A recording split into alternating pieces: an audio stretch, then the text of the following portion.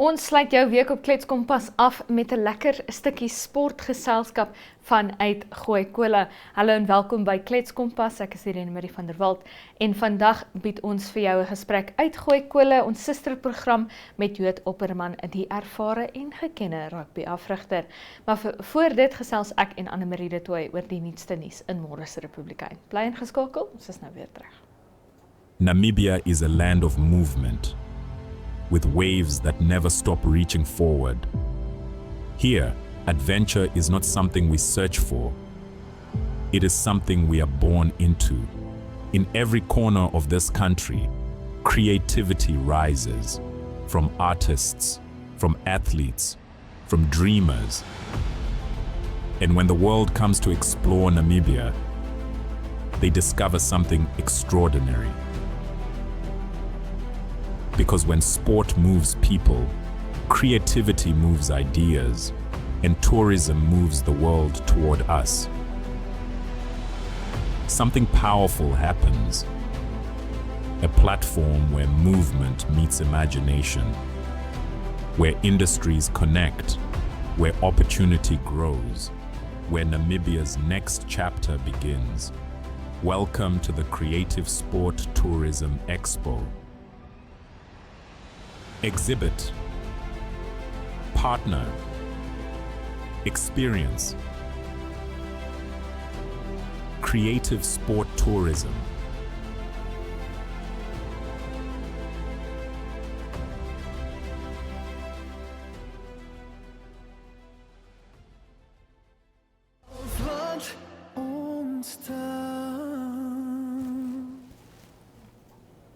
Annemarie de Tooy saam met my in die Kletskompas ateljee. Annemarie, hoe gaan dit? Is klein Saterdag. Ek moes geweet het daai een kom. Maar op die nie klein Saterdag nie, maar op Vrydag, Ja, op kollig, soos gewoonlik, 'n Vrydag. Ja, en ons het 'n lekker kollig volgende week sien ek slaap al reeds vir my groot Saterdag, dis die probleem. Nee, ons het 'n lekker vol kollig môre. Die FNCC, Franco-Namibian Cultural Centre. Frans-Namibiese Kultuursentrum. Ja, wat saam met die Franse ambassade van Namibië en dan die Oyo dansgroep, 'n nuwe dans ek wil dit nie 'n kompetisie noem nie, want dit is eintlik meer 'n fees, bekend gestel uit Maandag, wat in 3 sarsies, as ek dit sarsies kan noem, gaan plaasvind. Een nou in Junie en dan een in Augustus en een in Oktober, waar hulle werkswinkels gaan aanbied en dan 'n showcase gaan opsit in die NTN met verskillende temas. So die eerste tema is Belong, en die rede hoekom hulle dit as 'n tema gekies het, is vir dansers wat doof en blind is, om awareness to raise. Irene, help my bietjie met my Bewusmaking te doen. bewusmaking te doen vir dansers met gestremdhede, wat nog steeds, om te bewys, hulle kan nog steeds, hulle kan. Soos jy hoef nie die perfekte mens te wees nie. Ek weet as jy kyk na ballerinas byvoorbeeld, almal dink jy moet hierdie perfekte mens met hierdie perfekte lyfie wees, en wat hulle probeer bereik is om bewus te maak dat jy nie perfek hoef te wees om jou lyf te kan beweeg nie. Ja. En ek dink dis 'n ongelooflike mooi konsep. En dan die volgende temas dan nou Beloved en nog iets met 'n B wat ek nie nou kan onthou nie. Maar elke tema het sy eie bewusmakingsveldtog wat saam met dit gaan, wat dan nou nader aan die tyd vrygestel sal word en bekend gemaak sal word.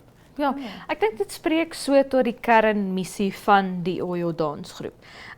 As jy nou nie weet nie, die Umbetja Yahinga dansgroep, oftewel die Oyo dansgroep, het ten doel om bewusmaking te skep rondom verskeie maatskaplike kwessies deur dans. Maar een ding wat vir my eintlik die mooiste is van die Oyo groep, is dat hierdie mense voltyds dansers is. En ek dink hulle is die enigste 2050, hoeveel ook al hulle is, ek dink hulle is die enigste voltydse dansers in Namibië, jy weet, en dat daar 'n plekkie daar geskep is, en weer eens iemand soos Philippe Talavera, wat ongelooflik bekend is in kreatiewe kringe in Namibië, En net ongelooflik is oor die algemeen, ek love hom.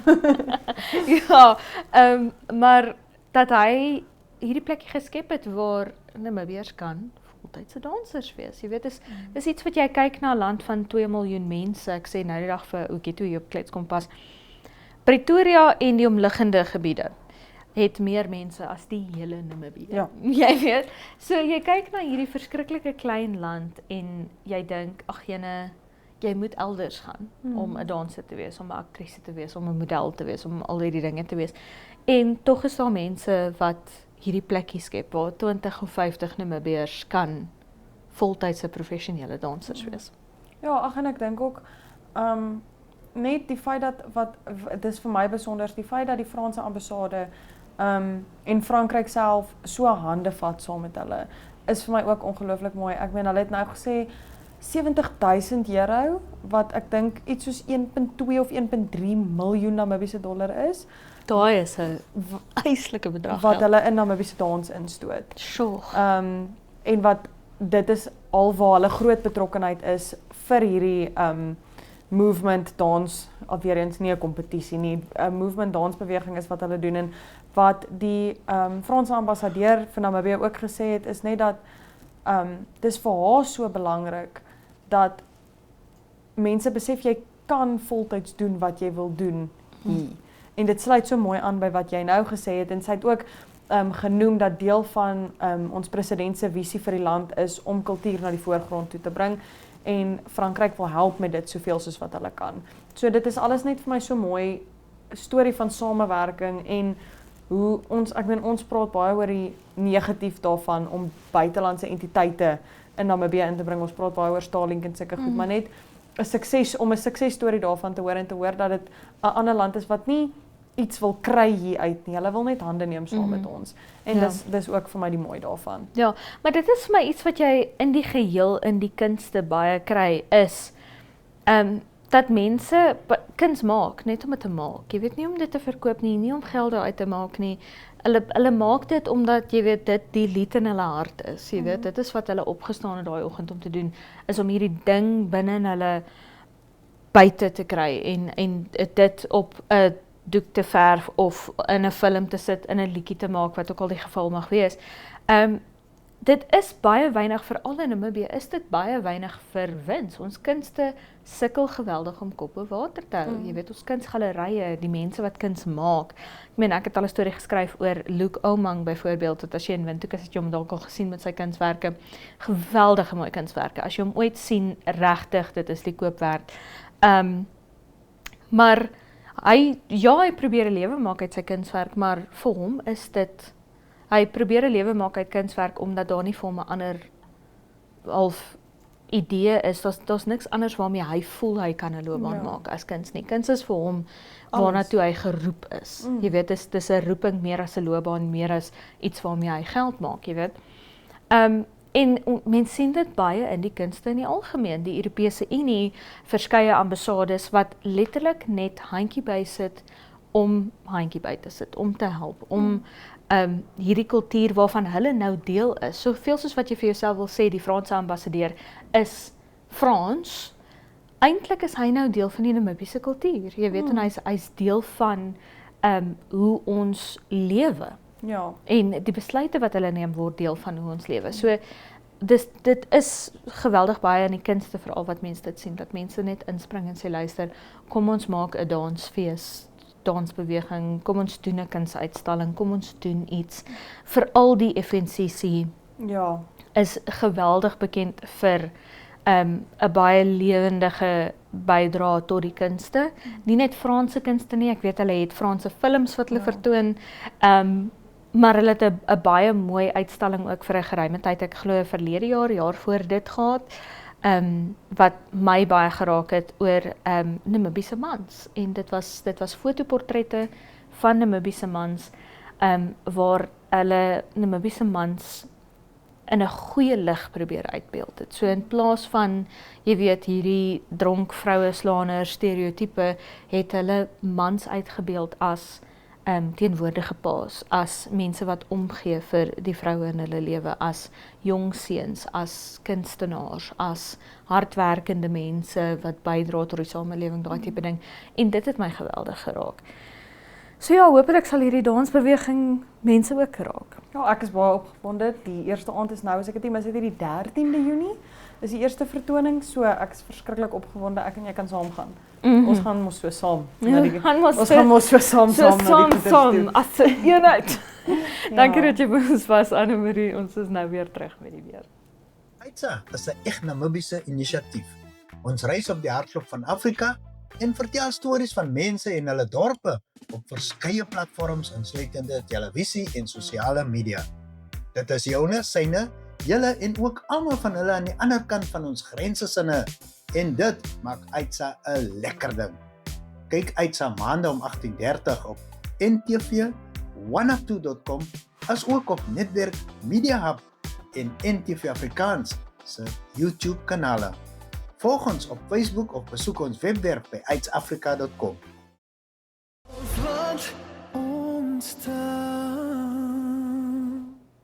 Ons gaan kyk nou hoe maak die weer met jou Vrydag. 'n Gedeeltelik bewolkte dag aan die hoofstad môre met 'n minimum van 5 grade Celsius en 'n maksimum van 21 grade Celsius. Ook gedeeltelik bewolk na die ooste kant toe met 'n minimum van 6 grade Celsius en 'n maksimum van 22 grade Celsius op Gobabis. 'n Sonnige dag môre op Otjiwarongo met 'n minimum van 7 grade Celsius en 'n maksimum van 25. Gedeeltelik bewolk môre op Swakopmund met 'n minimum van 13 grade Celsius en 'n maksimum van 14 grade Celsius. Ook gedeeltelik bewolk op Arnhamsvlei met 'n minimum van 6 grade Celsius en 'n maksimum van 15 grade Celsius. En bitterlik koud op Rehobot môreoggend met 'n minimum van 3 grade Celsius en 'n maksimum van 23. Business First Africa is a forward-looking business show that goes beyond balance sheets to capture how Africans are building, creating, and living. Afrotech explores innovation, AI, and digital systems shaping the continent's economies. Brave and Building profiles Namibian entrepreneurs and businesses transforming industries and urban spaces. Creative Capital spotlights creatives and the creative economy, unpacking how culture becomes value. Africa in 10 delivers a sharp roundup of key developments across the continent. Don't miss Business First Africa, because it's not just business, it's life.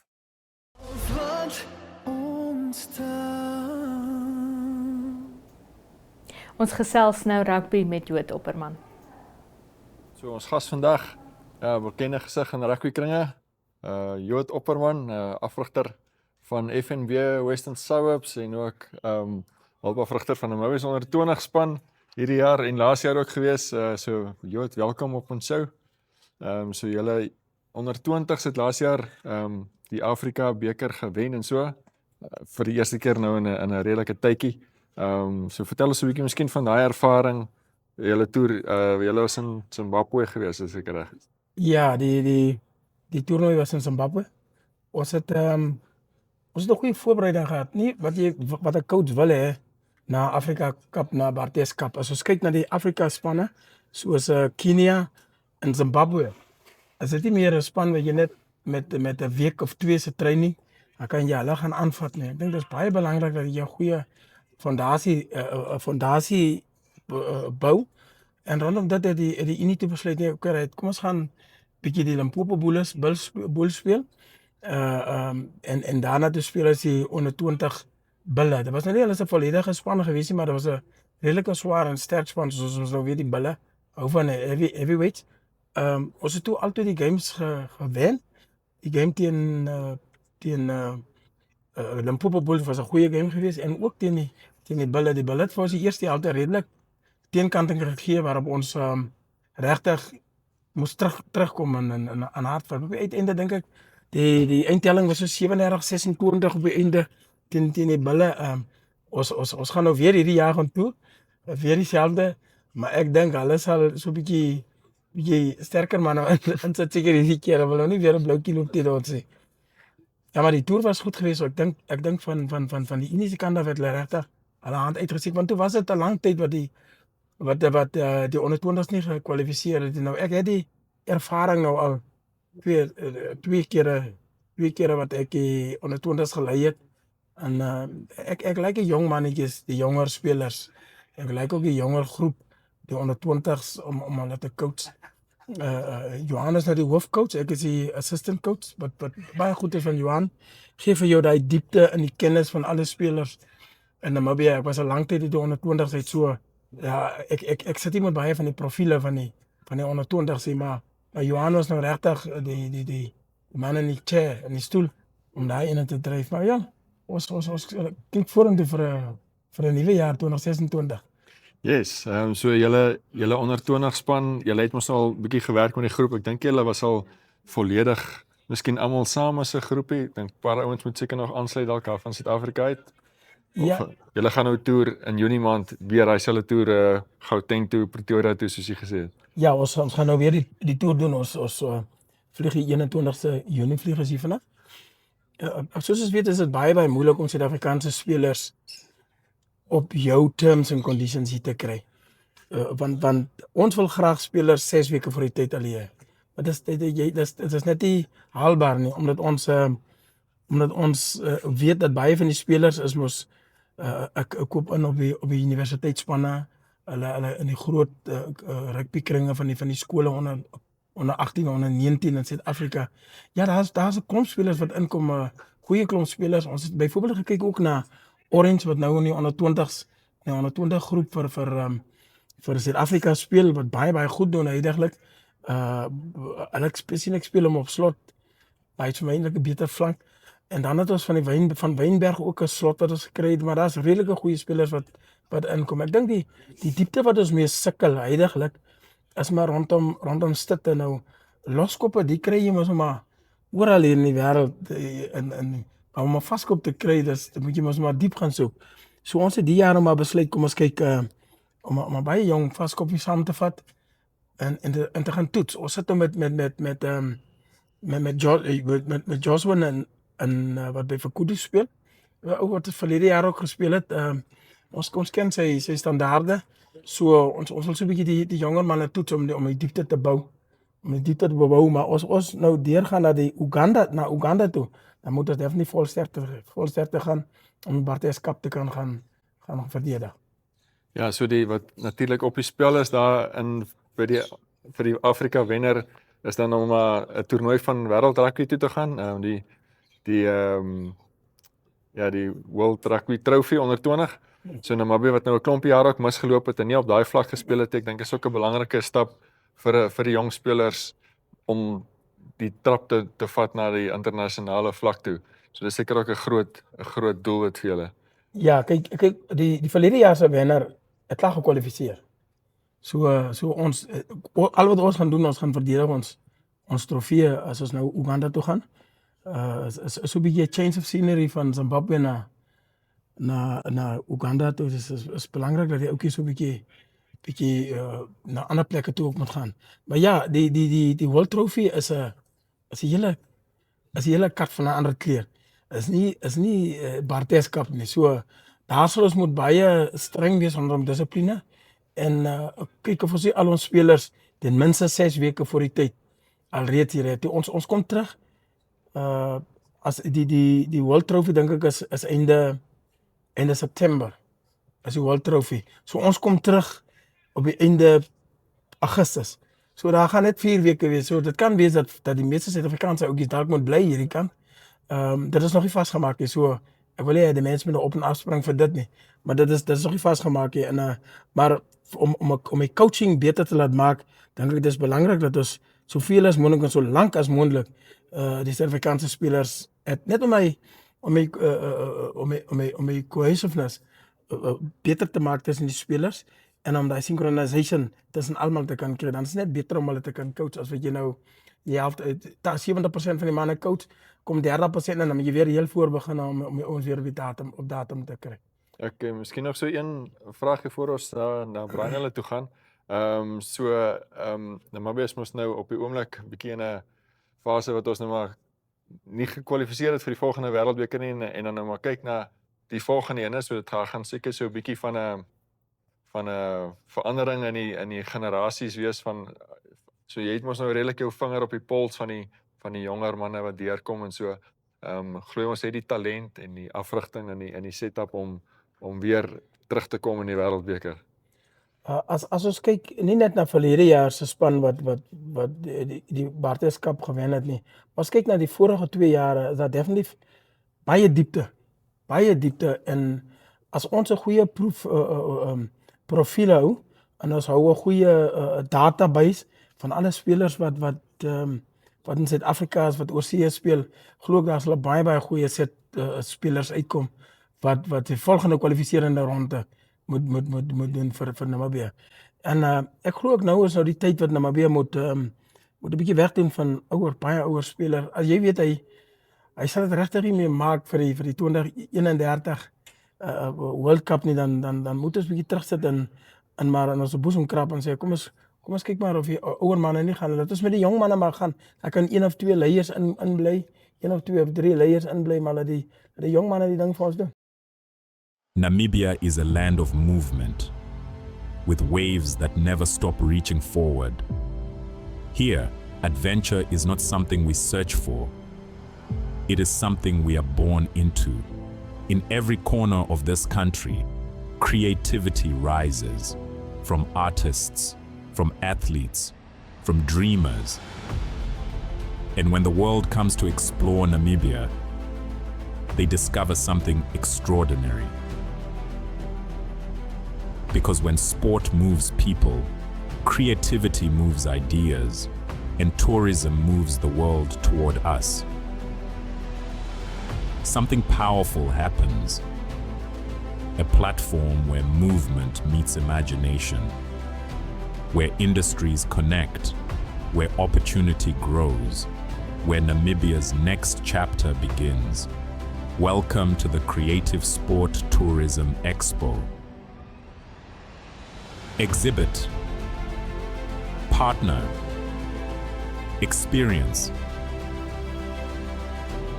Creative Sport Tourism.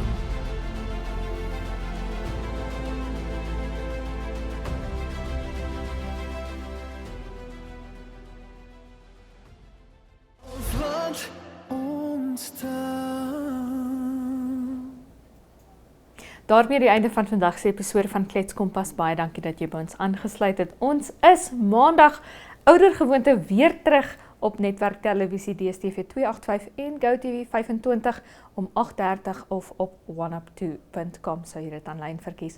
So geniet jou naweek en tot Maandag wanneer ons jou weer sien van my en die Klets Kompas span. Is dit mooi bly.